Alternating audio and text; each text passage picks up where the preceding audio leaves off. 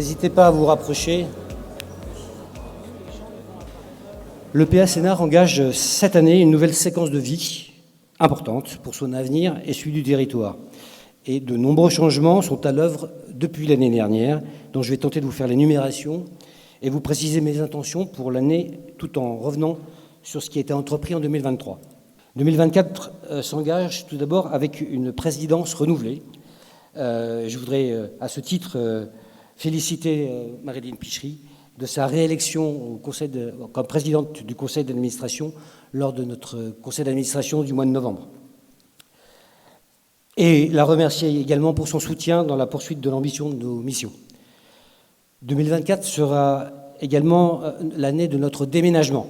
Après plus de 50 ans sur le même lieu, à la Grange de la Prévôté, le site que vous connaissez tous, nous serons bientôt installés à une centaine de mètres d'ici, dans un bâtiment de bureau efficient, répondant aux exigences de confort, d'ergonomie et d'image qu'un aménageur public se devait d'avoir sur son propre territoire. Quand vous connaissez nos locaux, et je vous invite à les visiter, vous vous apercevrez que il ne se résume pas qu'à notre salle Sequoia, qui est effectivement superbe. Il y a des bureaux qui fuient de partout, et nous avons froid l'hiver, trop chaud l'été. Et donc on est extrêmement heureux demain de vous accueillir dans des locaux dignes de l'établissement public. 2024 sera également l'année de mise en œuvre des orientations stratégiques de l'État. Je les ai reçues lors de mon intérim à partir du mois de mars 2023 et elles vont m'accompagner et orienter mon action en tant que directeur général de l'établissement. Elles font suite aux travaux de l'IGEDD dans le cadre de sa mission de conseil et d'accompagnement de l'EPA. Et ces orientations ont été présentées et débattues lors de nos conseils d'administration respectifs. Et elles viennent à point nommé pour me permettre de fixer le cap de l'établissement. L'ensemble de ces réflexions et diagnostics partagés avec les collectivités permet aujourd'hui de poser le socle d'un projet partenarial d'aménagement pour l'ensemble de l'opération d'intérêt national donc sur les 10 communes. Merci, Monsieur le Président René Rétorique, que je n'avais pas vu, de son accueil. La rédaction de ce PPA s'est engagée après la tenue de plusieurs ateliers thématiques, suivis d'un séminaire de restitution auprès des élus, toujours accompagné par les JEDD et coordonné par le bureau d'études Alphaville, missionné par la DHUP. Je voudrais remercier à ce titre à nouveau notre présidente qui a mené des entretiens bilatéraux avec les élus du territoire pour préparer ces ateliers, remercier la DHUP, notamment Magali Pinon-Lecomte, remercier les membres de l'IGEDD, Anne Florette et Hugues Corbeau, les DDT, la DRIET et tous les collaborateurs qui ont pu accompagner la rédaction en cours de ce PPA OIN. Et nous avons, comme je l'indiquais au président Bisson, cet après-midi même, une réunion sur ce sujet. Le PA aura ainsi bénéficié d'un soutien exceptionnel de la part de sa tutelle pour diagnostiquer ses pratiques, évaluer son potentiel et mieux envisager son avenir au sein du territoire de Grand Paris Sud, Seine-Essonne, Seine-Nord.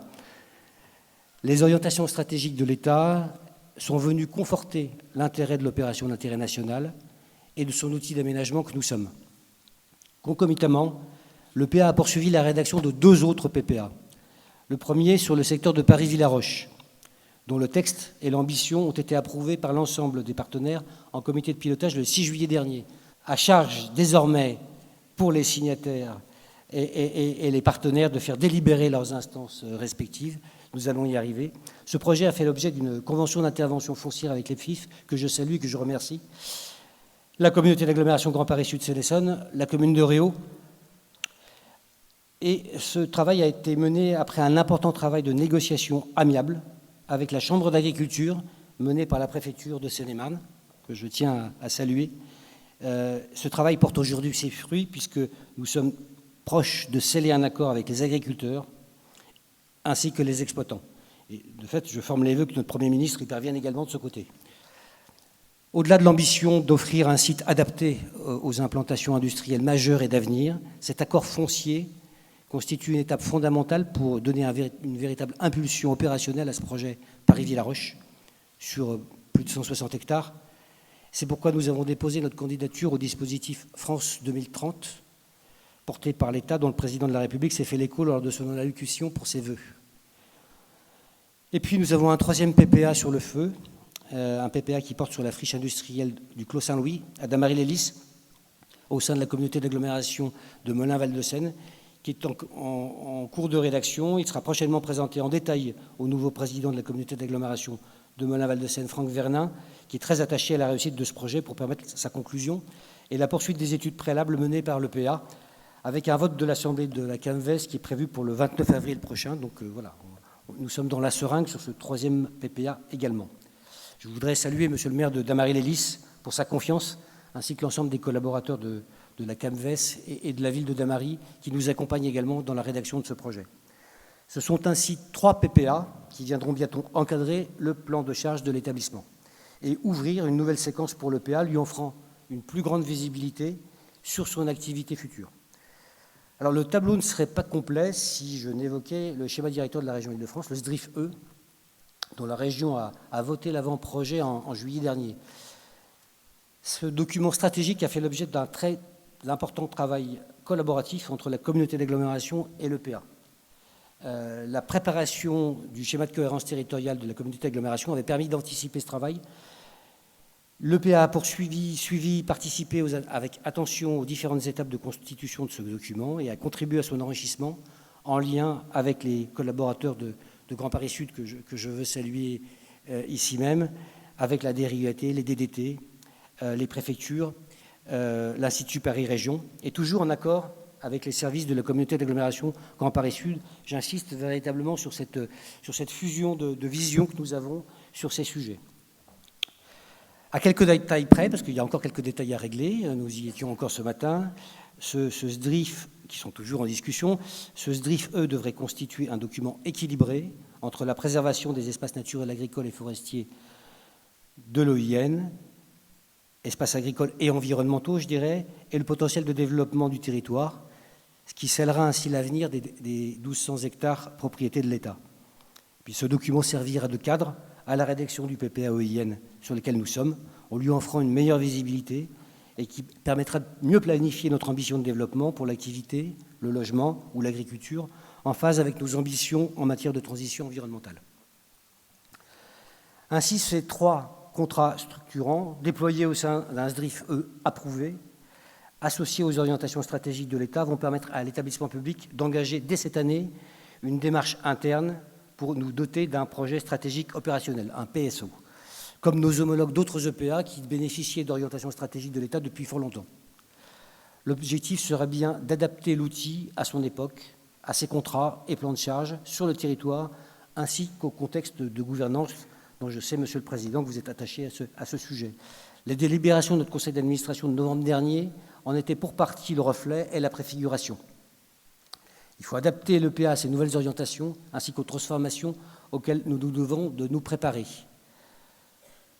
En obtenant des conditions de financement capables de soutenir l'effort de développement des prochaines années, un emprunt qui nous a été autorisé par le conseil d'administration de novembre, condition sine qua non pour démontrer notre capacité à délivrer nos travaux structurants, tels que le Barreau Nord, à la condition d'être soutenus par les collectivités dans la délivrance de nos opérations et dans la réalisation des recettes qui en découlent, notamment en logement. Alors, cette contribution à la recherche d'un soutien financier de la part des partenaires pour soulager l'établissement du coût d'études ou de travaux structurants et stratégiques, elle passe notamment par l'obtention de subventions telles que le contrat intercommunal de développement que nous allons signer dans quelques jours avec Grand Paris Sud et le conseil départemental de Seine-et-Marne. Je tiens encore une fois à remercier le conseil départemental et Grand Paris Sud de nous offrir cette capacité de financement d'un projet routier d'une extrême importance, puisqu'il va permettre de relier le projet Paris-Villaroche à la commune de Moissy-Cramayel en passant par le secteur du parc de la Cinq. Donc encore une fois, merci de ce soutien financier qui est capital pour la réalisation de ce projet. Nous allons dès demain désigner le lauréat de la consultation pour la réalisation de ces travaux. Il nous faudra aussi adapter l'EPA avec la recherche de nouveaux locaux, comme je l'ai indiqué, pour installer ses collaborateurs dans des conditions plus conformes à son image d'aménageur périmétropolitain. Nous serons déménagés en mars prochain. Et voilà, les visites ont déjà eu lieu avec l'ensemble des collaborateurs. Chacun sait où il pourra trouver sa place. Il nous faudra aussi multiplier nos appels à manifestation d'intérêt. C'est un sujet qui me tient à cœur. C'est le cas aujourd'hui sur notre site historique, puisqu'on l'a quitté, mais il faut savoir ce qu'on va en faire. Et je voudrais de nouveau remercier notre présidente, maire de Savigny-le-Temple, et ses collaborateurs pour leur accompagnement au titre de l'appel à manifestation d'intérêt que nous avons lancé sur le site de la Grange de la Prévôté, et avec un bon espoir que cet appel à manifestation d'intérêt porte ses fruits avant la fin de l'année, ce qui nous permettra de nous assurer que nous ne laissons pas une friche derrière nous après notre déménagement. Il nous faudra aussi développer en 2024 des conventions de partenariat. Ces conventions de partenariat avec les collectivités pour la conduite de nos opérations, c'est exactement le cas de la commune de Cesson. Ça sera l'occasion tout à l'heure, à la fin de ses vœux, de signer avec Monsieur le Président de la communauté d'agglomération et Olivier Chaplet, maire de Cesson, du premier contrat de partenariat sur la ZAC de Cesson-Centre. C'est une ambition que nous portons, c'est la première convention que nous signons, et nous avons l'objectif de l'inscrire au titre du PPA-OIN sur d'autres opérations dans l'avenir. Il nous faudra aussi démultiplier nos conventions d'intervention foncière avec l'établissement public foncier de l'Île-de-France. Alors, c'est le cas à Nandy. J'ai signé ce matin la convention d'intervention foncière, monsieur le maire, sur Nandy. Il nous faut absolument nous adosser à un outil puissant comme l'établissement public afin d'anticiper les mutations foncières à venir en renouvellement urbain. Nous avons été souvent stigmatisés parce que nous consommons de l'espace naturel, agricole et forestier. Nous avons un grand nombre d'opérations aujourd'hui en renouvellement urbain, notamment à Savigny-le-Temple, mais il nous faut les démultiplier, et c'est par le biais de l'établissement public foncier de l'Île-de-France qu'il nous faut passer, ne serait-ce que pour assurer les négociations foncières et le portage nécessaire. Nandy, du reste, fera l'objet d'une demande de subvention au Fonds vert avant le 29 mars, parce que voilà, il ne faut pas perdre le nord non plus. Je parlais de subventions et de soutien financier. Il faudra aller les chercher partout où ce sera possible. Il nous faudrait aussi assurer le montage de nouvelles opérations. Nous vivons aujourd'hui sur des actes d'une vingtaine d'années et il nous faut impérativement renouveler notre portefeuille. Le SDRIF, va nous en offrir l'occasion. Et encore une fois, ces objectifs de renouvellement doivent pouvoir s'inscrire dans le PPA-OIN. L'ensemble de ces objectifs trouvent donc leur place dans ces PPA. Nous allons pouvoir les fidéliser avec nos partenaires, collectivités, avec l'État, afin de mettre en place les conditions de délivrance de nos opérations. Ces transformations stratégiques se placent au sein d'actions résolues en faveur de la transition écologique. Nous venons de désigner 3 assistants à maîtrise d'ouvrage pour accompagner le développement et la mise en œuvre opérationnelle de notre ambition au titre de la transition écologique. Ils nous accompagneront pour décliner ainsi notre trajectoire bas carbone ZAN-ZEN, dont la synthèse vous est présentée aujourd'hui. Elles sont dans les petits documents qui vous sont remis. Voilà, on a cravaché pour que ça soit prêt dès ce matin. Je vous invite à en prendre connaissance. C'est un digest de l'ambition environnementale ZAN-ZEN que nous portons.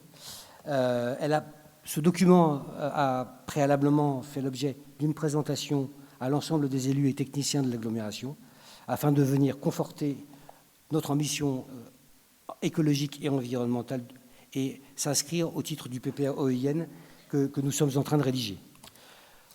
Voilà, comme vous le voyez, les chantiers 2024 sont nombreux et nos orientations stratégiques sont très explicites. Partager un projet de territoire avec les collectivités, poursuivre la production de logements en accompagnement du développement d'activités économiques et industrielles, avec pour objectif de renforcer la centralité de ce territoire, de son rayonnement, de la qualité du cadre de vie et de la sobriété énergétique, carbone et foncière, faire de Sénart un territoire d'innovation urbaine, industrielle et agricole, contribuer au développement d'un projet agricole durable, tout en assurant les compensations environnementales grâce aux gisements fonciers de l'État qui constituent notre atout majeur. Voilà les défis que nous allons relever ensemble en 2024 dans un contexte de travail bienveillant et apaisé avec nos partenaires, gage d'écoute réciproque et de réussite. Voilà, je vous remercie. Je vous souhaite à toutes et à tous une excellente année 2024 pour vous, vos proches et vos activités. Merci de votre attention.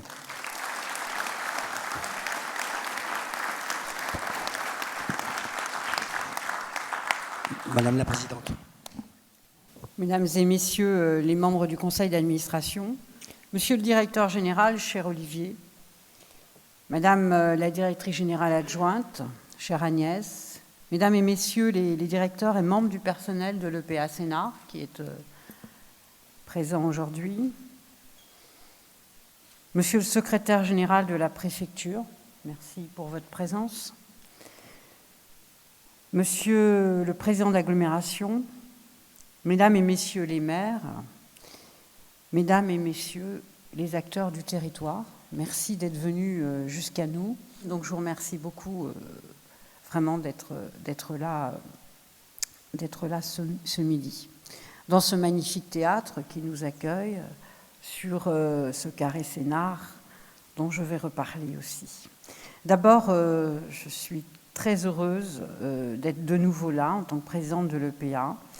Et je voudrais en premier lieu remercier tous les membres du conseil d'administration de m'avoir renouvelé leur confiance, et notamment les maires qui y participent, Olivier Chaplet, que j'ai vu, Dominique Véraud, René Rétoré, Ligne Magne, et tous ceux qui ne sont pas là. Je crois que j'ai cité tous les présents. Et puis, bien sûr, monsieur le maire de Lieusaint, par ailleurs président de l'agglomération. Je vous remercie beaucoup parce que j'ai, je crois, la chance d'être à la tête de cet établissement depuis maintenant avril 2014. Oui, le temps passe vite. C'est supposé être une présidence tournante. Ça tourne pas beaucoup pour le moment. Mais à un moment, il faut un petit peu de pérennité pour pouvoir réfléchir sur l'avenir du territoire. Donc je voudrais vraiment vous en remercier. Remercier beaucoup Olivier aussi, parce que il a accepté de partir de nouveau sur l'établissement public en tant que directeur, après Aude de Breil. Et je trouve que sa manière de voir les choses, sa manière d'appréhender les sujets de notre territoire est celle qu'il faut pour emmener celui-ci vers une position de leader demain. Alors, 50 ans, il y a eu cette magnifique aventure de la construction de villes qui n'existaient pas avant. Nous sommes construits sur des champs agricoles. C'était l'époque, à cette époque-là, on pouvait le faire. Aujourd'hui, on le sait très bien, ça sera un autre type de réflexion, un autre type de stratégie. Mais il fallait pouvoir loger d'ores et déjà les habitants de la petite couronne de Paris. Il manquait déjà de logements. Ils ne connaissaient pas Savigny, ils ne connaissaient pas Sénart, personne ne connaissait. Et par hasard, ils se sont retrouvés sur ce territoire. Alors 50 ans, c'est l'âge de la maturité, hein, on le sait.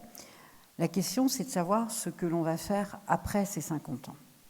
Et 2024, qui permettra sur tout le territoire de fêter cette arrivée de ceux qu'on a appelés les pionniers, et puis de voir aussi tout ce qui s'est passé depuis 50 ans, parce qu'on part de rien à aujourd'hui des villes qui ont chacune leur identité et qui sont en même temps différentes, mais qui doivent avoir un marqueur et qui ont un marqueur.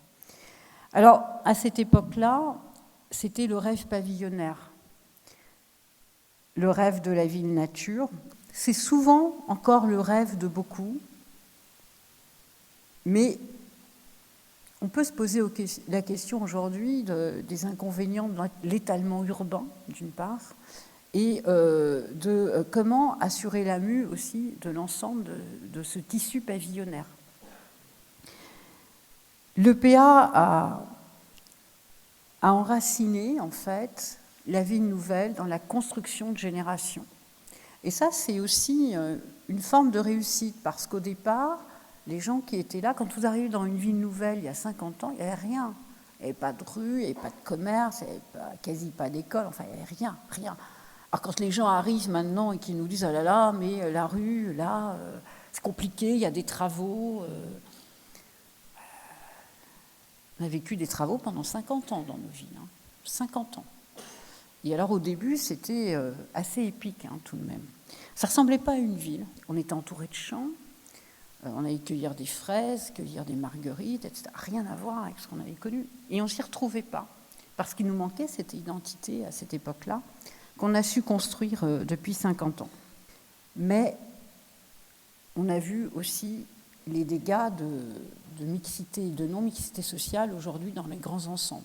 C'est-à-dire que quand tout le monde est parti, on n'a pas anticipé le remplacement qui allait se faire et le problème de la mixité sociale du remplacement dans un certain nombre de quartiers. Et le modèle pavillonnaire, on peut se poser la question aujourd'hui s'il n'est pas parfois non plus en contradiction avec plusieurs choses. D'abord, la transition écologique dont on parle et qui est nécessaire, on le voit encore plus aujourd'hui, et notamment la consommation intensive de terres agricoles. C'est qu'aujourd'hui, avec le ZAN, ça ne sera plus possible. Et puis, surtout aussi, est-ce que cela correspond aujourd'hui aux besoins de l'ensemble des ménages, d'une part, et puis aussi au vieillissement de la population? Ça, c'est une vraie question. Parce que dans l'ensemble de nos résidences pavillonnaires, on voit des pavillons vieillir, pas forcément bien vieillir, et on ne sait pas, dans 10 ans, dans 20 ans, ce que cela peut donner. Alors, il faut répondre aujourd'hui aux enjeux sociétaux, hein, c'est évident. Avec une agriculture de proximité, on voit bien le malaise chez les agriculteurs aujourd'hui. On ne peut pas les laisser tomber, on ne peut pas avoir des gens qui essaient d'assurer la souveraineté alimentaire et qui gagnent moins de 1 000 € par mois, hein, voire beaucoup moins. Et n'oubliez pas qu'ici, on est sur des terres betteravières et céréalières, mais pour autant, on a aussi un certain nombre de petits exploitants. Alors, une agriculture de proximité, elle a d'abord l'avantage d'être respectueuse de l'environnement, et elle se doit de l'être, tant pour les agriculteurs que pour les consommateurs. Il faut trouver le juste milieu pour une vraie résilience. Alors, notre terre seine-et-marnaise, comme je le disais, elle est historiquement agricole. Et elle est devenue, sur ce territoire de Sénart, en partie très urbaine. Alors, elle doit conserver ce marqueur historique du lien avec la nature, tout en répondant aux besoins de logement des franciliens. Mais pas n'importe comment et pas dans n'importe quelles conditions. L'appauvrissement sociologique du territoire de Sénart, parce qu'il existe, il est réel. Sinon, nous n'aurions pas des quartiers en rénovation urbaine, notamment à Moissy-Cramayel et à Saint-Denis-le-Temple. Et je salue Lillman qui est ici aussi. Pourquoi on en est là aujourd'hui ? Eh bien, tout simplement parce que, d'abord, il y a un manque de stratégie de peuplement dans certains de nos quartiers, dont les élus ne sont pas responsables. Ce sont les politiques globales au fil du temps.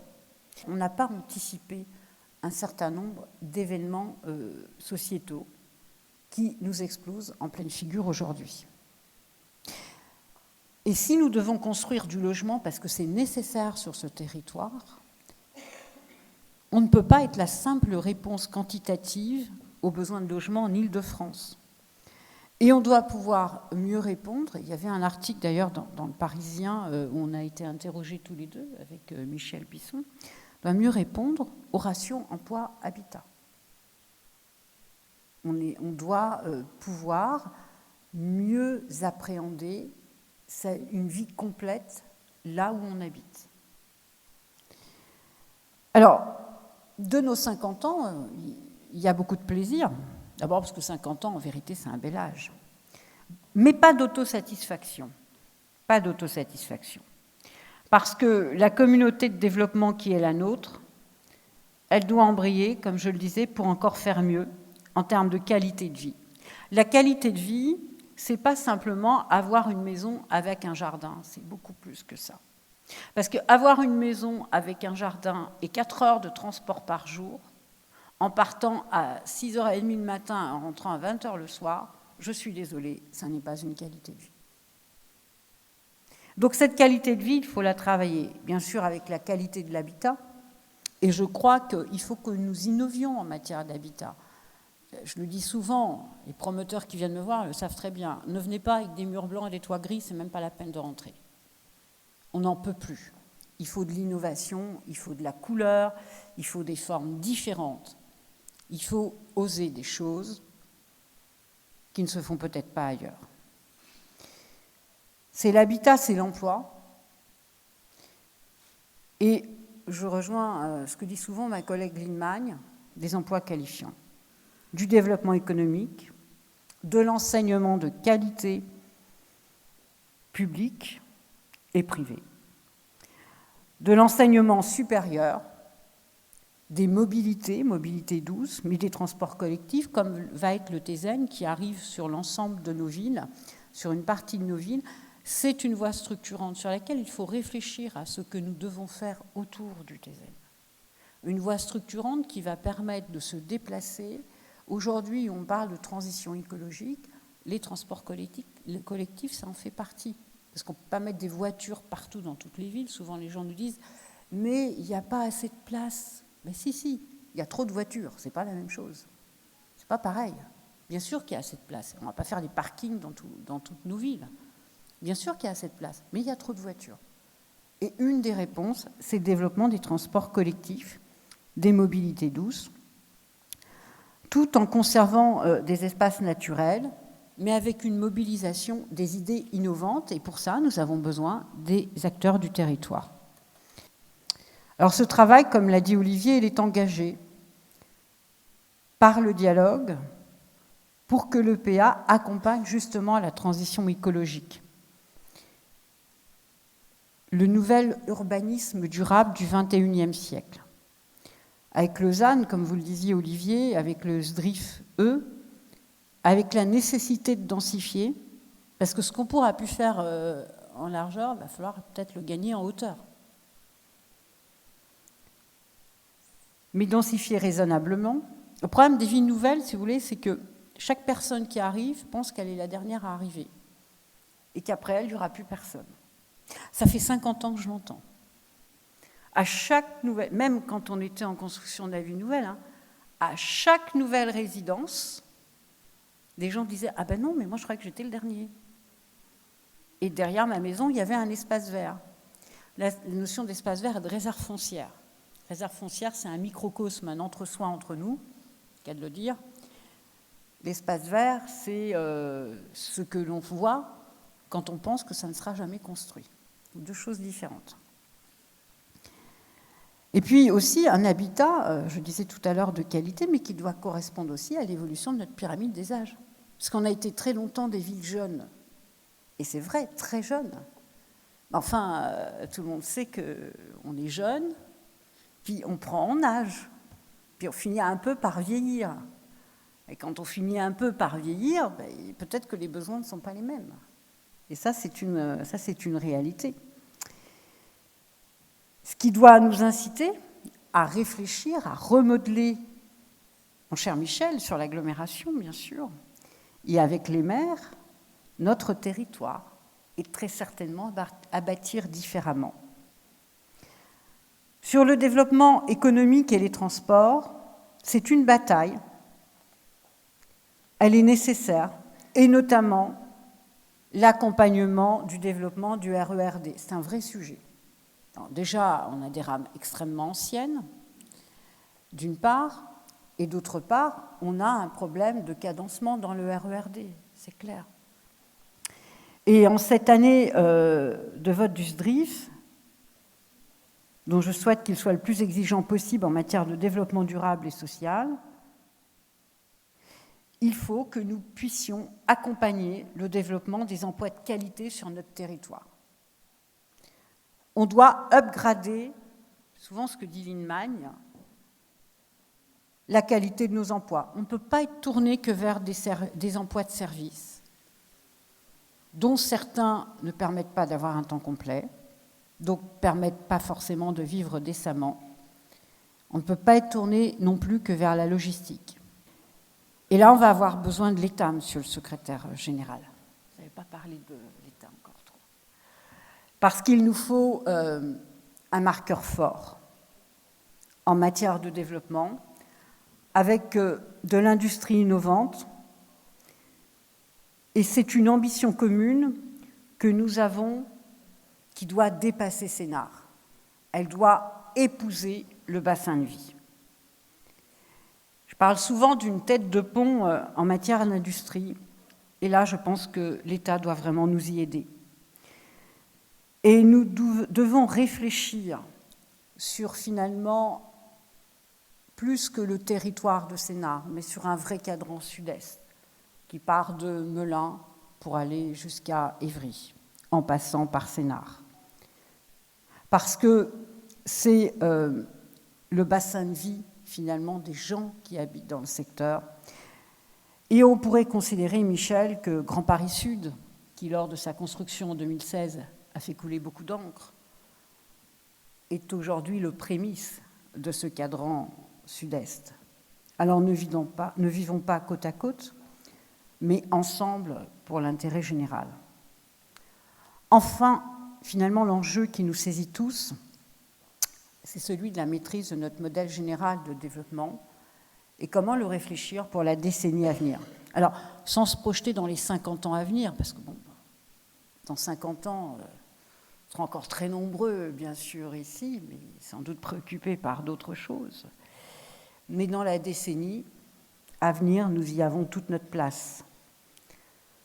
Ce territoire, qui constitue toujours une réserve foncière, vous l'avez compris, pour l'agglomération parisienne, qui, elle, se gentrifie, et c'est un danger pour nous, eh bien, il faut que nous construisions ensemble nos exigences et la direction vers laquelle nous voulons aller sur un périmètre élargi qui est celui de la ville nouvelle. Et les PPA dont a parlé Olivier tout à l'heure, ils en sont l'expression même.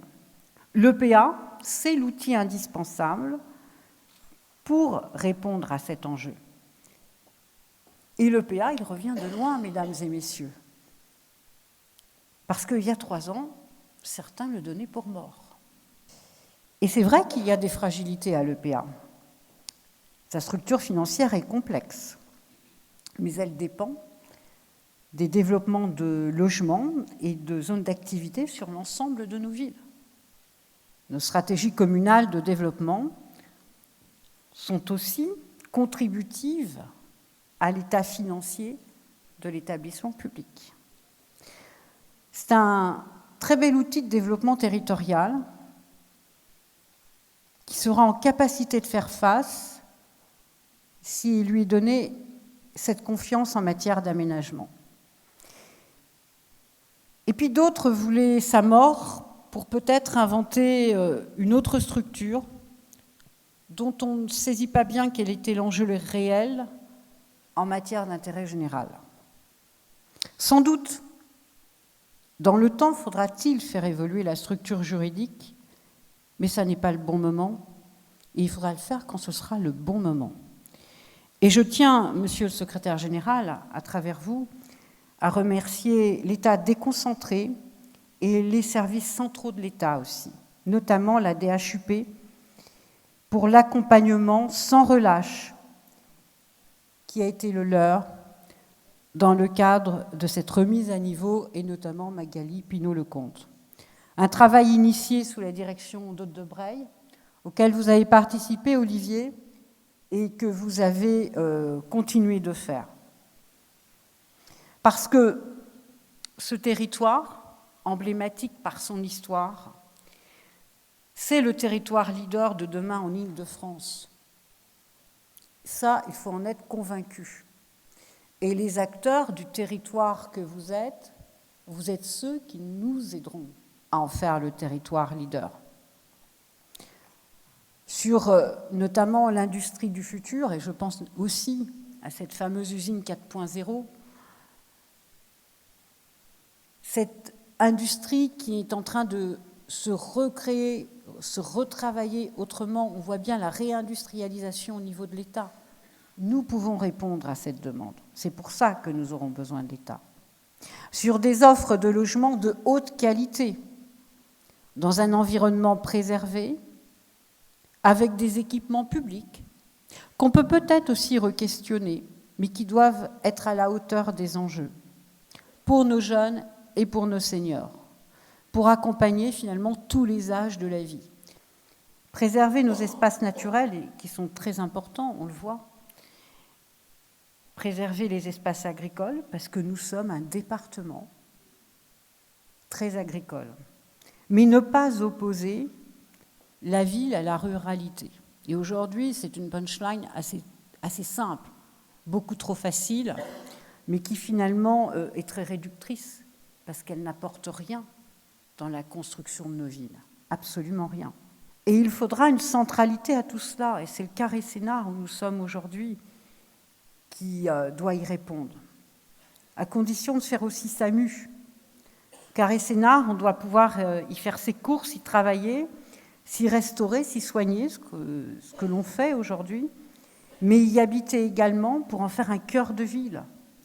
Ce sera un incontournable du développement de notre territoire. C'est un fabuleux joyau, le carré Sénart.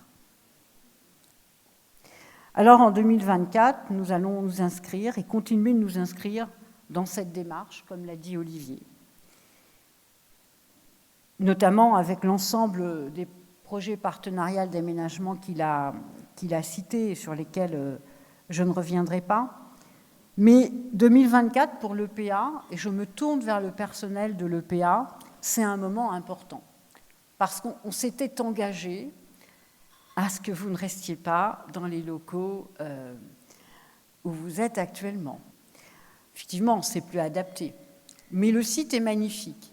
Et oui, nous espérons en novembre 2024 signer signer le début plus exactement et avoir choisi dans le cadre de notre appel à manifestation d'intérêt celui, parce que ce sera une structure ou la structure, on verra bien laquelle, qui fera muter cette partie de territoire sénartais et savinien en l'occurrence, pour démontrer qu'auprès du Tézen, à 2 pas du carré Sénart, et là où est née finalement la ville nouvelle de Sénart, il y a une possibilité de reconstruire la ville sur la ville, et on continuera de le faire. Ça va devenir autre chose. Très certainement un pôle d'attractivité et un pôle de création d'emplois, et peut-être de logement. Et c'est ces mutations que nous devons engager. C'est arriver à 50 ans, se dire, eh bien, que devient notre territoire dans la prochaine décennie ? Et se dire également que nous partons d'une histoire qui n'est pas rien. Quand nous sommes arrivés, il n'y avait qu'une histoire agricole, mais il y avait une histoire. Et puis, autour de Bourg, où on a fini par construire une ville nouvelle, accueillir beaucoup d'habitants, dont un certain nombre pensaient qu'ils partiraient, ils ne sont jamais repartis. Nous en sommes aujourd'hui à la 3e génération de Sénartais sur la ville nouvelle. Nous devons maintenant réfléchir à un Sénart qui s'élargit et qui regarde du côté de Melun et qui regarde du côté de l'Essonne, dans le cadre d'un bassin de vie. Et nous devons aussi faire de nos cœurs de ville et de notre cœur de Sénart des lieux de vie, un lieu de vie, pour que finalement notre culture urbaine puisse se continuer. Et pour le faire, eh bien, évidemment, nous avons besoin des acteurs du territoire.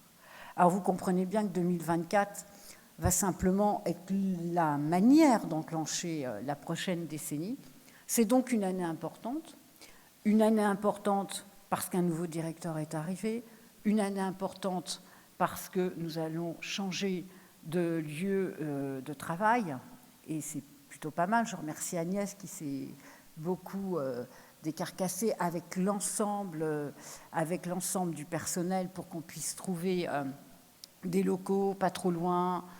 Nous sommes donc sur les rails pour la prochaine décennie, et je dirais que, vu les enjeux sociétaux qui sont ceux du pays, ceux du monde, et alors nous allons rester, nous, plus modestement sur le territoire, eh bien nous sommes prêts à les relever, et vous avez à votre tête un directeur qui a envie de bousculer les lignes, et il le fera, une présidente qui adore bousculer les lignes, et elle le fera. Et en tout cas, bonne année à vous tous, bonne année au personnel de l'EPA, bon déménagement, on va suivre ça avec beaucoup d'intérêt. Bonne année, monsieur le directeur, parce que ça va être votre première année complète dans notre structure de l'établissement public. Bonne année à vous tous, je vous souhaite beaucoup de bonheur, beaucoup de projets, parce que c'est en se projetant qu'on construit. Bonne année à l'agglomération qui fêtera ses vœux tout à l'heure ici ce soir, Monsieur le Président, et Monsieur le Secrétaire Général, bonne année à l'État. Ça commence de manière assez comment dire, dynamique, si je puis m'exprimer ainsi. Mais finalement, dites-vous bien que c'est dans les doutes et c'est dans les difficultés qu'on construit le meilleur des avenirs, parce qu'une fois qu'on a passé les obstacles, derrière l'obstacle, eh bien, c'est comme le dit la jolie formule, après la pluie, le soleil, eh bien, derrière l'obstacle, c'est l'avenir. Très bonne année à tous.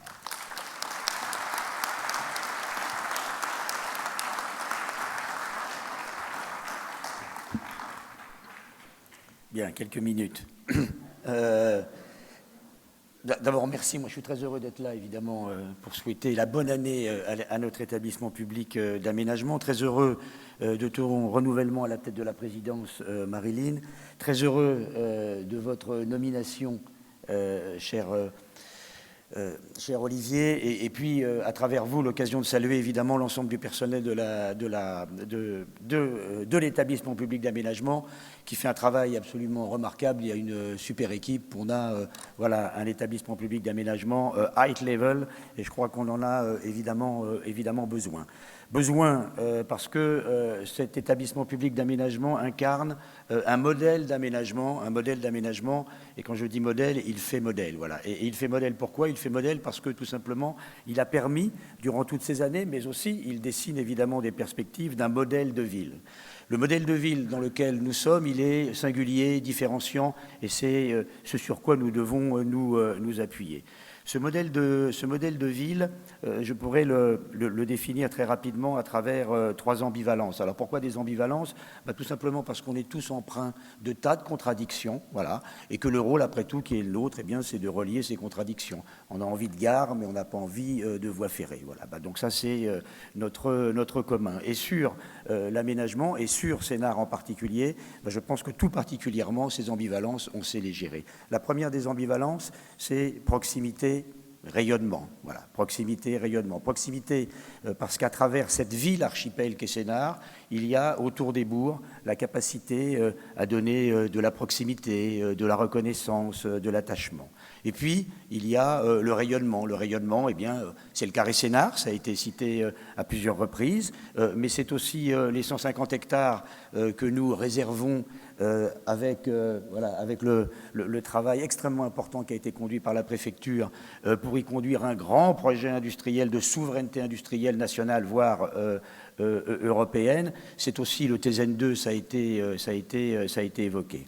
La deuxième ambivalence, c'est celle de l'urbanité et du vivant.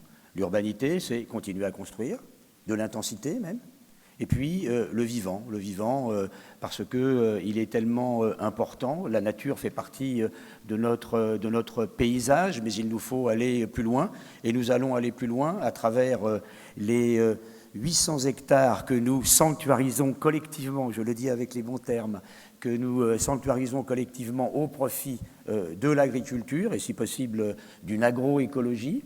Et puis c'est aussi, de manière plus modeste, en tous les cas en termes d'hectares, le fait de faire de l'allée royale un corridor écologique. C'est un formidable corridor humain aujourd'hui, il faut que ça devienne aussi un corridor écologique. Et puis la troisième ambivalence, c'est celle à la fois de l'accélération et de la résonance. Il nous faut accélérer sur un certain nombre de sujets, notamment sur le sujet de la transition écologique, et ça vous le savez évidemment particulièrement bien à travers notamment les modèles de construction, pour ne citer que cela. Et puis en même temps, il nous faut de la résonance, c'est-à-dire trouver un peu d'harmonie à la fois avec le vivant et en même temps avec l'humain. Et ça, ce sont les politiques publiques que nous menons en direction de la formation, de l'éducation, mais aussi en direction de la santé et du bien-être. Donc oui, je pense qu'il y a ici, sur ce territoire, par son histoire, par son présent et par les perspectives que nous dessinons à travers notamment les PPA qui ont très bien été évoqués par Olivier, eh bien, je pense que ce modèle singulier qui marie des contradictions, qui marie des ambivalences, est un modèle qui n'est peut-être pas le seul modèle, en tous les cas qui est un modèle différenciant, un modèle singulier sur lequel nous pouvons nous appuyer. Nous avons un écrin, il nous faut une petite dose d'innovation, beaucoup de coopération, ça fait partie de notre ADN. Vous êtes toutes et tous innovants, vous êtes toutes et tous coopérants. Alors, ensemble pour Sénart, bonne année à toutes et tous et bonne année à l'EPA Sénart.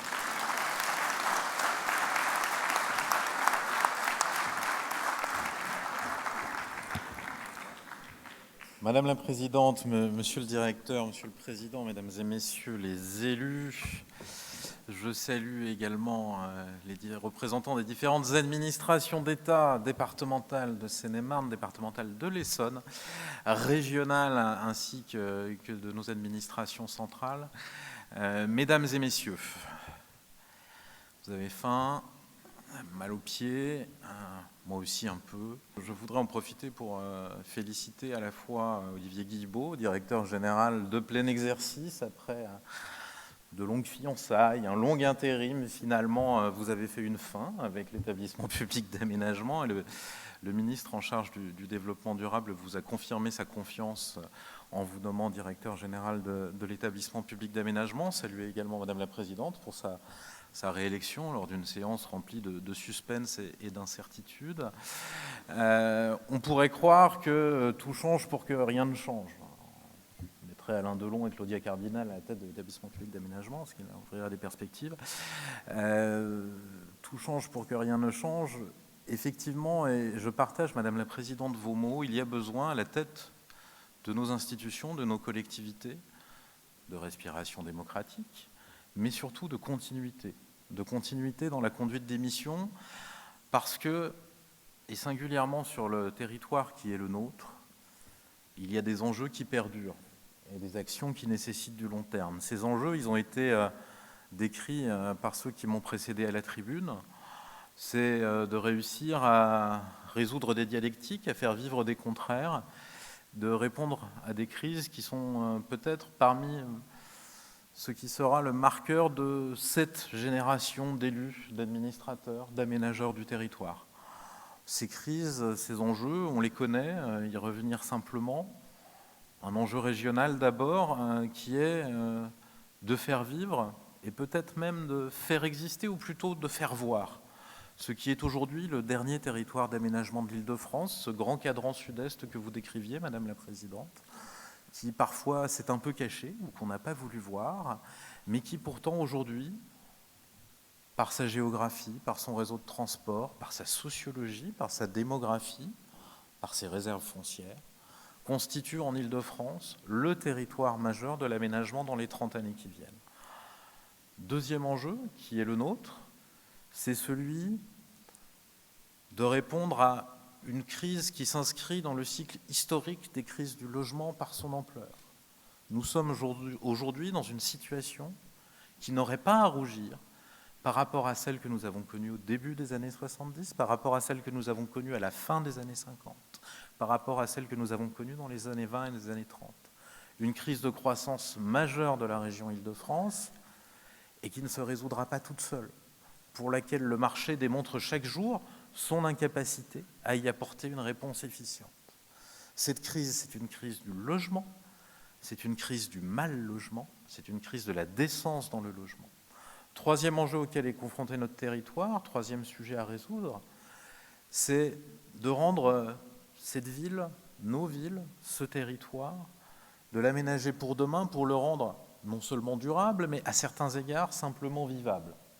Inventer cette ville qui sache vivre avec 4 degrés en plus, cette ville qui sache vivre dans un univers de sobriété.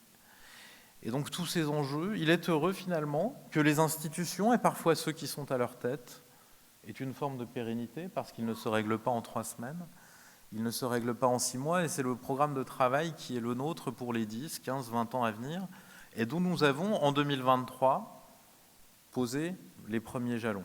Je voudrais revenir très rapidement sur le travail considérable qui a été opéré ici, Cela a été dit, 2023 a été une année non pas de remise à zéro, mais de remise à plat. De remise à plat d'abord de la stratégie du territoire, avec une série d'ateliers qui ont été conduits. Je voudrais saluer, ça a été dit, mais le concours que nous a apporté la Grande Arche, la DHUP et la DGALN, dans ce travail de remise à plat, de réinterrogation du projet territorial qui a été conduit par les équipes de l'EPA, avec l'ensemble des maires du territoire, pour essayer de définir, à partir des objectifs de l'État, ça a été dit, des objectifs aussi des collectivités territoriales, puisque tout ça s'est inscrit dans une démarche plus globale qui est celle du SCOT de Grand Paris Sud, un travail d'objectivation de la stratégie d'une trajectoire. Deuxième acquis de 2023, c'est aussi la progression sur un certain nombre d'objets, parce qu'on ne peut jamais résumer l'aménagement du territoire à des doudous ou à des totems, mais il en faut pour avancer. Travail qui a été engagé sur le périmètre de l'OIN, sur le périmètre de Villaroche, sur le périmètre du Clos Saint-Louis. 2023 donc, nous a servi finalement à labourer le territoire, à planter des graines, à se donner des idées de ce que l'on souhaitait faire. Et 2024 doit être, très brièvement, l'année de la concrétisation. Vous l'avez dit, monsieur le directeur, nous sommes aujourd'hui dans la phase préopérationnelle sur ces 3 objets majeurs que sont les 3 PPA du territoire. Il va nous revenir, pendant l'année qui vient, de leur donner un tour très concret. Ce sera le cas sur Villaroche, où vous avez maintenant la maîtrise foncière, où les procédures de diagnostic approfondies vont pouvoir se lancer, où le partage des objectifs stratégiques est en cours de transmission au conseil des différentes collectivités concernées, et où nous devrons avancer pour faire de ce site un site, c'est la formule gouvernementale, un site clé en main, mais c'est aujourd'hui, il faut se le dire, le 2e site industriel potentiel en Île-de-France. C'est un lieu fondamental pour le développement économique de notre territoire. 2e chantier, celui du Clos Saint-Louis, qui est un peu finalement marginal dans la géographie de la ville nouvelle de Sénart, mais qui est un très bel objet, et où là aussi, avec le concours de la CAMVES, avec le concours de la ville de Damary, on aura en 2024 à concrétiser un schéma d'aménagement et à travailler sur ces implantations. Et 3e sujet, il est un peu plus vaste, vous l'avez cité, c'est la question du PPA OIN qui doit permettre de rassembler toutes ces dynamiques dans un projet pour l'établissement. Et dans un projet qui est né en 2023 et pour lequel 2024 va être l'occasion de passer aux travaux pratiques sur le nouvel esprit, la nouvelle méthodologie qu'ont voulu impulser à la fois l'équipe de direction de l'établissement public d'aménagement, le conseil d'administration et sa présidente, et les élus des différentes collectivités qui y sont partis, puisqu'il faut effectivement de la continuité, il faut aussi savoir prendre de nouvelles initiatives, et c'est singulièrement vrai dans les méthodes. Et je voudrais souligner ce chantier qui a été ouvert résolument par l'équipe de l'EPA Sénart, sortir d'un modèle souvent caricaturé, et parfois un peu trop, qui voudrait que les établissements publics d'aménagement soient dans une verticalité totale et viennent finalement jouer SimCity sur le territoire des uns et des autres. L'objectif qui est posé dans la nouvelle gouvernance de l'EPA, c'est au contraire de pouvoir travailler au plus proche de chacun des élus, opération par opération, se dire clairement les choses au début, en partager les objectifs, en partager aussi le modèle financier, et pouvoir dans l'ensemble du processus de la conception jusqu'à la livraison de l'opération et dans ce partenariat extrêmement resserré entre l'établissement public d'aménagement et les communes. Ça doit être aussi le cas avec les intercommunalités. Elles sont les garantes, les maîtresses du projet d'un territoire qui est le leur, d'un projet de territoire élaboré démocratiquement. Et l'objectif, ce n'est pas d'avoir 2 projets concurrents, 2 projets même colocataires, mais 2 projets imbriqués, et que l'établissement public d'aménagement ne soit pas un objet administratif qui flotte au-dessus des collectivités locales, mais qu'il soit bel et bien leur bras armé pour maîtriser leur destin et leur développement. Et je voudrais conclure sur ce point-là. Aujourd'hui, l'enjeu auquel nous sommes confrontés, c'est de savoir si collectivement, nous prenons en main notre destinée, si nous offrons un cadre, si nous nous donnons une perspective pour accompagner un développement qui se fera avec ou sans la puissance publique. Je le disais, les crises sont majeures, elles sont fondamentales. Les évolutions auxquelles nous sommes confrontés sont des évolutions de fond. Il y a 2 scénarios possibles face à cette situation. Celle du laisser-faire et du laisser-venir, qui peut être rassurant au début, puisqu'on n'affiche pas d'objectif, On n'affiche pas d'ambition. On pourrait même se dire qu'on se recroquevillant derrière une forme de ligne Maginot qui, pas plus en Île-de-France que dans les Ardennes, n'est réellement efficace. Ces évolutions se passeront autour de nous et nous épargneront. Sauf que cette situation-là, on sait bien qu'elle n'est pas viable, qu'elle ne fonctionne pas, que la puissance des logiques intrinsèques au développement francilien peuvent être des rouleaux compresseurs irrésistibles. Et que là où on ne veut pas faire de logement, on le découvre dans de la division pavillonnaire, dans des constructions, dans des extensions. C'est du logement de fait, c'est du logement précaire, c'est du logement qui accueille une population particulièrement fragile.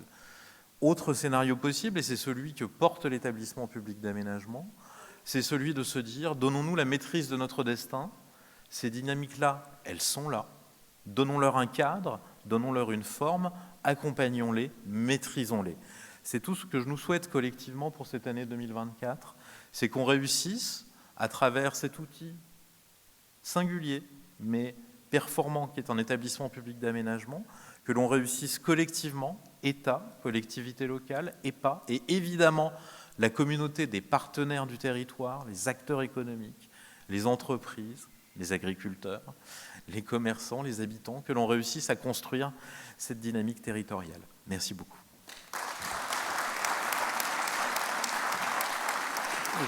Encore vous gardez quelques secondes, nous allons signer avec monsieur le maire de Cesson, Olivier Chaplet, et monsieur le président de la communauté d'agglomération, comme je l'indiquais, notre première convention partenariale sur la ZAC de Cesson Centre-Ville, qui est une opération en renouvellement urbain. Convention partenariale qui est essentielle sur ce projet de ZAC de centre-ville de Cesson, parce que c'est un projet dont on parle depuis maintenant 14 ans, qui a connu 2 présidents, un président et une présidente, 3 directeurs généraux. Et je me félicite qu'Olivier Guilbault soit celui qui nous fasse signer. Même s'il porte le même prénom que moi, lui, il a la chance d'avoir 2 ailes, ce qui lui donne peut-être la possibilité de voir plus haut.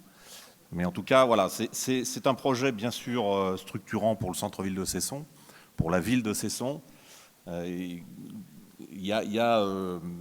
Cette convention fixe bien évidemment les participations financières, la gouvernance, et je trouve que c'est essentiel. Et je me félicite que cette première sur notre territoire concerne le territoire de Cesson. Voilà, j'ai promis d'être court, je le suis. Merci.